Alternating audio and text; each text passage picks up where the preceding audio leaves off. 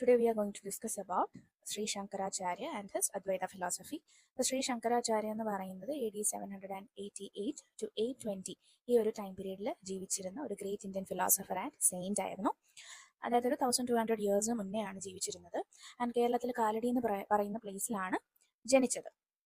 Child ആയിരുന്നപ്പോൾ തന്നെ വളരെ ഇന്റലിജന്റ് ആയിരുന്ന ഒരു പേഴ്സൺ ആയിരുന്നു ശ്രീ ശങ്കരാചാര്യ. സ്പിരിച്വാലിറ്റിയെ കുറിച്ചും അതുപോലെ പർപ്പസ് ഓഫ് ലൈഫിന്റെ പർപ്പസിനെ കുറിച്ചൊക്കെ ഒരുപാട് ക്വസ്റ്റ്യനിങ് ഒക്കെ ചെയ്തിട്ടുള്ള വ്യക്തിയാണ് ശ്രീ ശങ്കരാചാര്യ. അതുകൊണ്ട് തന്നെ ഏർലി ഏജിൽ ഒരു 8 ഇയേഴ്സ് ആയപ്പോൾ തന്നെ സന്യാസം സ്വീകരിക്കുകയാണ് ചെയ്തത്. അതുപോലെ തന്നെ ഒരുപാട് ട്രാവൽ ഒക്കെ ചെയ്തിട്ടുണ്ട്. വേദാസ് ആൻഡ് ഉപനിഷത്സിൽ വെൽ ലേൺഡ് ആണ്. അതുപോലെ ബുദ്ധിസം ആൻഡ് ജൈനിസം റിലീജിയൻസിനെ കുറിച്ചൊക്കെ നല്ലവണ്ണം പഠിച്ചിട്ടുണ്ട്. അനലൈസ് ചെയ്യാനാണത് ആക്ച്വലി പഠിച്ചെടുക്കുന്നത്. ആൻഡ് 16 ഇയേഴ്സ് ആകുമ്പോഴത്തേക്കും ഗുരു ഗോവിന്ദപാദെ മീറ്റ് ചെയ്യുന്നുണ്ട്. And it was him who introduce the Advaita philosophy to Shri Shankaracharya. ശങ്കരാചാര്യയ്ക്ക് ഈ അദ്വൈത ഫിലോസഫിയെ കുറിച്ചൊരു കോൺസെപ്റ്റ് കൊടുക്കുന്നത്, ഒരു ഐഡിയ കൊടുക്കുന്നത് ഗുരു ഗോവിന്ദപാദയാണ്. And Shri Shankaracharya revived Vedic philosophy and spirituality. Vedic ഫിലോസഫിയും സ്പിരിച്വാലിറ്റിയും ഒക്കെ റിവൈവ് ചെയ്തെടുത്തു. അതുപോലെ തന്നെ 4 മഠാസ് എസ്റ്റാബ്ലിഷ് ചെയ്തെടുത്തിട്ടുണ്ട്, അല്ലെങ്കിൽ 4 മൊനാസ്ട്രീസ്. അതുപോലെ ഉപനിഷത്തിനെയും വേദാസിനെയൊക്കെ കുറിച്ച് ഇമ്പോർട്ടൻറ്റ് ടെക്സ്റ്റും കമൻറ്ററീസും ഒക്കെ എഴുതിയിട്ടുണ്ട്. And he combined philosophy and devotion. ഫിലോസഫിയും ഡിവോഷനും കമ്പൈൻ ചെയ്യുകയാണ് മെയിൻലി ശ്രീ ശങ്കരാചാര്യ ചെയ്തത്. ഇമ്പോർട്ടൻറ്റ് വർക്ക്സ് എന്ന് പറയുന്നത് വിവേക ചൂടാമണി, ആത്മബോധ, ഭജ ഗോവിന്ദം, സൗന്ദര്യലഹരി, ഇതൊക്കെയാണ് ഇമ്പോർട്ടൻ്റ് ആയിട്ടുള്ള works. And he was A main founder and exponent of Adwaita Vedanta school. Okay, ഇനി അദ്വൈത വേദാന്തയെക്കുറിച്ച് പറയുകയാണെങ്കിൽ, അല്ലെങ്കിൽ അദ്വൈത ഫിലോസഫിയെ കുറിച്ച് പറയുകയാണെങ്കിൽ, അദ്വൈത എന്ന് പറയുന്ന ടേമിന്റെ മീനിങ് മീൻസ് നോൺ ഡ്യുവലിസം. അ means not and Dvaita means dual. അപ്പോൾ ഒരുമിച്ച് ഇതിനെ non dualism. And it was one of the most influential Indian thought. Okay, അപ്പോൾ ഇതിൽ മെയിൻലി പറയുന്നതെന്ന് വെച്ചാൽ ആത്മ ആൻഡ് ബ്രഹ്മ. ആത്മ എന്ന് പറഞ്ഞാൽ ഇൻഡിവിജ്വൽ സെൽഫ്, ആൻഡ് ബ്രഹ്മ എന്ന് പറഞ്ഞാൽ സുപ്രീം റിയാലിറ്റി. ഇത് രണ്ടും ഒന്നാണ്. It is not separate but one എന്നുള്ളൊരു ഐഡിയോളജിയാണ് ഈ അദ്വൈത വേദാന്തയിൽ വരുന്നത്.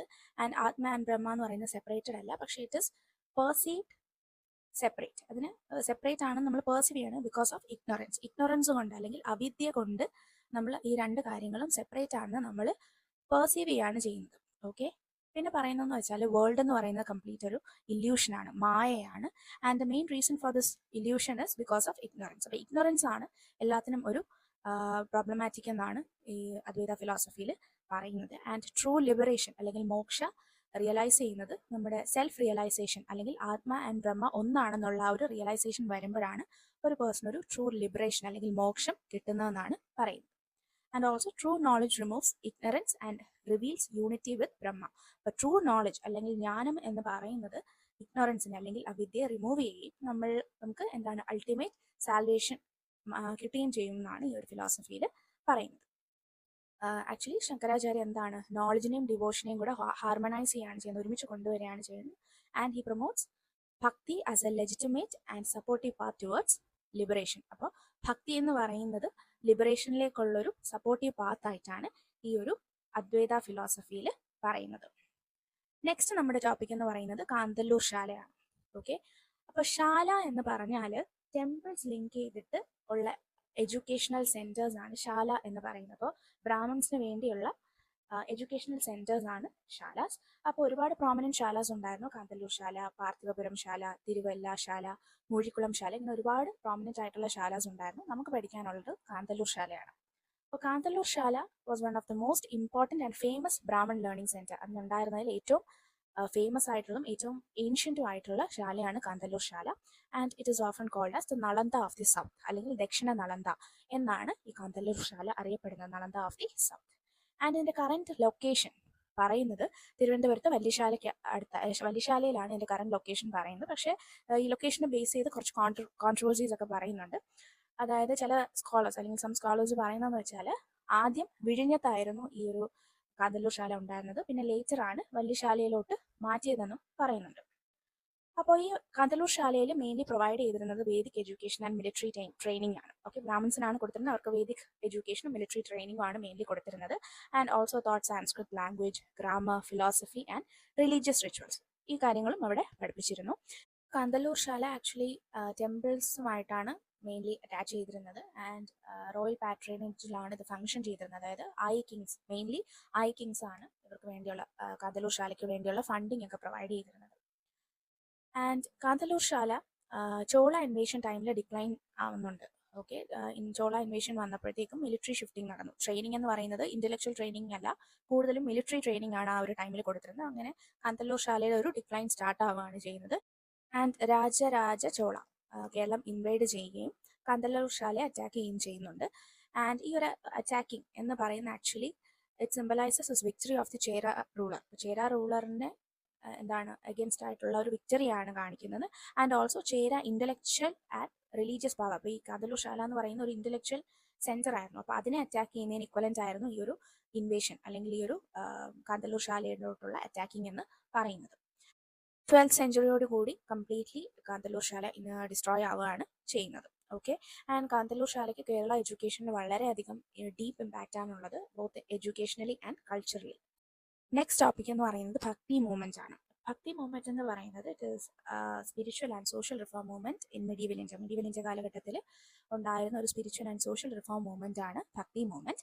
And it emphasised personal devotion. Personal ഡിവോഷനാണ് കൂടുതലും, ഗോഡുമായിട്ടൊരു പേഴ്സണൽ ഡിവോഷനാണ് ഇമ്പോർട്ടൻസ് കൊടുത്തിരുന്നത്. Unlike the old ritualistic practices, ritualistic ആയിട്ടുള്ള പ്രാക്ടീസസിനെക്കാളും പേഴ്സണൽ ഡിവോഷനാണ് വേണ്ടതെന്ന് എംഫസൈസ് ചെയ്യാണ് ഭക്തി മൂവ്മെന്റിൽ ചെയ്യുന്നത്. And caste barriers, elaborate rituals, orthodox Hindu practices, caste hierarchy, ഇതിനെയെല്ലാം ഭക്തി മൂവ്മെന്റ് റിജക്ട് ചെയ്യുന്നുണ്ട്. And spiritual salvation and spiritual equality ആണ് ഭക്തി മൂവ്മെന്റ് അഡ്വക്കേറ്റ് ചെയ്യുന്നത്. അപ്പോൾ മെയിൻ ഹൈലൈറ്റ് എന്ന് പറഞ്ഞാൽ devotion to a single God accessible to all. എല്ലാവർക്കും accessible ആയിട്ടുള്ള ഒരു സിംഗിൾ ഗോഡിൽ ഡിവോട്ടഡ് ആയിരിക്കുക എന്നുള്ളതാണ് ഭക്തി മൂവ്മെന്റിന്റെ മെയിൻ ഹൈലൈറ്റ് എന്ന് പറയുന്നത്. ഇത് സ്റ്റാർട്ട് ചെയ്യുന്നത് 7th and 8th സെഞ്ചുറിയിൽ ആണ്. കേരളത്തിലും തമിഴ്നാട്ടിലുമാണ് ഇത് സ്റ്റാർട്ട് ചെയ്യുന്നത്. പിന്നെ ലേറ്റർ കർണാടക, മഹാരാഷ്ട്ര, അങ്ങനെ നോർത്ത് ഇന്ത്യയിലോട്ട് സ്പ്രെഡായി 15th 17th സെഞ്ചുറി ഒക്കെ ആകുമ്പോഴത്തേക്കുമാണ് നോർത്ത് ഇന്ത്യയിൽ എത്തുന്നത്. അപ്പോൾ ഇത് സ്റ്റാർട്ട് ചെയ്ത് 2 ഗ്രൂപ്പ്സ് ഓഫ് പീപ്പിൾ ആയിട്ടാണ് പറയുന്നത്, ആളവേഴ്സ് ആൻഡ് നായനാർസ്. ആളവേഴ്സ് എന്ന് പറയുമ്പോഴത്തേക്കും ലോർഡ് വിഷ്ണുവിനെ വർഷിപ്പ് ചെയ്തവരും, നായനാർസ് എന്ന് പറയുന്നത് ലോർഡ് ശിവയെ വർഷിപ്പ് ചെയ്തവരും. അപ്പോൾ ഇവരാണ് ഈ ഭക്തി മൂവ്മെന്റ് സ്റ്റാർട്ട് ചെയ്യുന്നതെന്നാണ് പറയപ്പെടുന്നത്. ഈ ഡിവോട്ടീസ് അവരുടെ ലോർഡ്സിനെ പ്രൈസ് ചെയ്തിട്ടുള്ള സോങ്സ് അല്ലെങ്കിൽ ഹൈംസ് പാടി ഡിഫറെൻറ്റ് പ്ലേസസിൽ അവർ ട്രാവൽ ചെയ്തിരുന്നു. അങ്ങനെയാണ് ഭക്തി മൂവ്മെന്റിന് സ്റ്റാർട്ടിങ് വരുന്നത്. ആൻഡ് ഈ ഭക്തി മൂവ്മെന്റ് ഉണ്ടാവാനായിട്ട് കുറച്ച് മെയിൻ കോസസ് ഉണ്ട്. Mainly evil practices in Hinduism, caste system, complicated ritualism and need for fulfilling method of worship and salvation. അപ്പോൾ ഹിന്ദുയിസത്തിൽ അന്ന് എക്സിസ്റ്റ് ചെയ്തിരുന്ന evil practices, കാസ്റ്റ് സിസ്റ്റം, അതുപോലെ തന്നെ ഭയങ്കരമായിട്ട് കോംപ്ലിക്കേറ്റഡ് ആയിട്ടുള്ള റിച്വലിസം, ഇപ്പോൾ കുരുതിയൊക്കെ കൊടുക്കുക പോലെയുള്ള റിച്വൽസ് ഉണ്ടല്ലോ, അങ്ങനെയുള്ള റിച്വൽസ് ഒക്കെ ഉള്ളത് കൊണ്ടായിരുന്നു മെയിൻലി ഈ ഭക്തി മൂവ്മെന്റ് വരുന്നത്.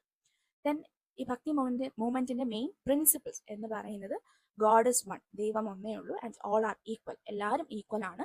And give up caste practices and devotion is important and rituals. അപ്പോൾ കാസ്റ്റ് പ്രാക്ടീസസ് അവോയ്ഡ് ചെയ്യുക, ആൻഡ് ഡിവോഷനാണ്, റിച്വൽസിനെക്കാട്ടും ഡിവോഷനാണ് ഇമ്പോർട്ടൻറ്റ്. ഇത്രയും മെയിൻ പ്രിൻസിപ്പിൾസ് ആണ് ഈ ഭക്തി മൂവ്മെന്റിൽ പറഞ്ഞിരുന്നത്. ഈ ഭക്തി മൂവ്മെന്റ് ഒരുപാട് സോഷ്യൽ ഇമ്പാക്ട്സ് ക്രിയേറ്റ് ചെയ്തിട്ടുണ്ട്. മെയിൻലി എന്ന് പറയുന്നത് it broke caste barriers and promotes equality. അപ്പം കാസ്റ്റ് ബാരിയേഴ്സ് ഒക്കെ ബ്രേക്ക് ചെയ്തു ആൻഡ് ഇക്വാലിറ്റി പ്രൊമോട്ട് ചെയ്തു. അതിനൊരു എക്സാമ്പിൾ ആണ് Poonthanam Namboothiri. Actually he was a Brahmin, പക്ഷെ പുള്ളിക്കാരൻ്റെ വർക്ക്സിലൊക്കെ എംഫസൈസ് ചെയ്യുന്നത് humility and devotion over caste pride. പിന്നെ ഉള്ളൊരു ഇമ്പാക്റ്റ് എന്ന് പറയുന്നത് ഇറ്റ് പ്രൊമോട്ടഡ് വെർണാക്കുലർ ലാംഗ്വേജ്. അതായത് ഇപ്പോൾ കേരളത്തിലാണെങ്കിൽ മലയാളം, അപ്പോൾ സ്പിരിച്വൽ ടീച്ചിങ്സ് എല്ലാം അവിടുത്തെ വെർണാക്കുലർ ലാംഗ്വേജിൽ, അതായത് അവിടുത്തെ കോമൺ പീപ്പിളിന് മനസ്സിലാവുന്ന ഭാഷയിലായിരിക്കണം പ്രൊമോട്ട് ചെയ്യേണ്ടിയിരുന്നത്. അപ്പോൾ സാധാരണ ആൾക്കാർക്ക് എന്ത് ചെയ്യാൻ പറ്റും, അവർക്ക് ഈ മൂവ്മെന്റുമായിട്ട് കണക്ട് ചെയ്യാനും അവർക്ക് ഈ ഒരു ഭക്തി മൂവ്മെന്റിൽ പാർട്ടിസിപ്പേറ്റ് ചെയ്യാനുള്ളൊരു ചാൻസ് കൊടുക്കുക. അതുപോലെ തന്നെ വിമണിന് മുന്നേ ഈ ഭക്തിയിലേക്കുള്ള ആക്സസിബിലിറ്റി വളരെ കുറവായിരുന്നു. പക്ഷെ ഭക്തി മൂവ്മെന്റ് വന്നതോടുകൂടി അവർക്ക് കുറച്ചുകൂടി വിസിബിലിറ്റിയും, പാർട്ടിസിപ്പൻസ് ആയിട്ടും ഡിവോട്ടീസ് ആയിട്ടും അവർക്ക് കുറച്ചുകൂടെ ചാൻസസും വിസിബിലിറ്റിയും കിട്ടുന്നുണ്ട്. ആൻഡ് സ്പ്രെഡ് ഓഫ് ഭക്തി ലിറ്ററേച്ചർ, ഭക്തി റിലേറ്റ് ചെയ്തിട്ടുള്ള ലിറ്ററേച്ചറൊക്കെ ഒരുപാട് വന്നിട്ടുണ്ട്. അതിന് എക്സാമ്പിൾസ് ആണ് ചെറുശ്ശേരിയുടെ കൃഷ്ണഗാഥയും പൂന്താനം എഴുതിയ ജ്ഞാനപ്പാൻ. ഇതൊക്കെ ഭക്തി മൂവ്മെന്റിന്റെ ഇൻഫ്ലുവൻസ് കൊണ്ടുവന്ന ലിറ്ററേച്ചേഴ്സ് ആണ്.